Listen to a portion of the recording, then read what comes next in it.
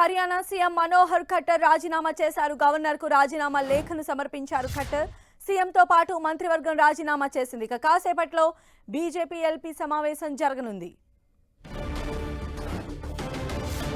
Haryana CM రాజీనామాకు సంబంధించిన updates, రాజీనామా తర్వాత జరగబోయేటువంటి కీలక పరిణామాలకు సంబంధించిన వివరాలు అందించడానికి మా ప్రతినిధి గోపి మనకు అందుబాటులో ఉన్నారు. గోపి, హర్యానా ముఖ్యమంత్రి మనోహర్ లాల్ ఖట్టర్ రాజీనామా చేశారు. హర్యానాలో మంత్రివర్గ విస్తరణ జరగబోతోంది. అక్కడ బీజేపీ అలాగే జేజేపీ పార్టీలు జననాయక్ జనతా పార్టీ అక్కడ అధికారంలో ఉంది. సో ప్రభుత్వ భాగస్వామ్యంలో భాగంగా అలాగే షీట్ షేరింగ్ లో భాగంగా ఈ మంత్రివర్గ విస్తరణకు ముందు ఇటు మనోహర్ లాల్ ఖట్టర్ తో పాటుగా మరి కొంతమంది మంత్రివర్గం రాజీనామాలు చేయడం జరిగింది. తన రాజీనామాని హర్యానా ముఖ్యమంత్రి అయిన బండారు దత్తాత్రేయకి సమర్పించడం జరిగింది. లోక్సభ ఎన్నికల్లో భాగంగా జేజేపీ 2 స్థానాలని అడుగుతున్న పరిస్థితి ఉంది.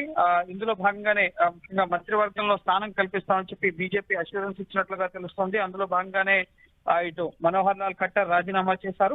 ముఖ్యంగా కొత్త మంత్రివర్గం కొలువు తీరబోతోంది.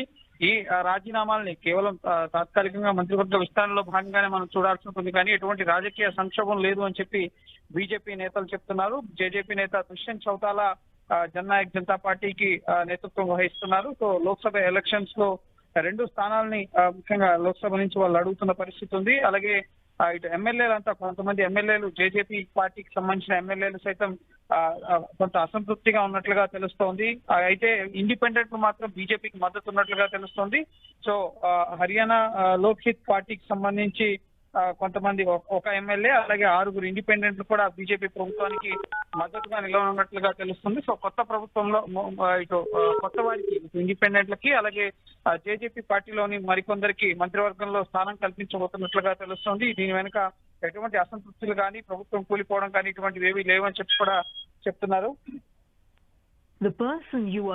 రైట్ గోపి.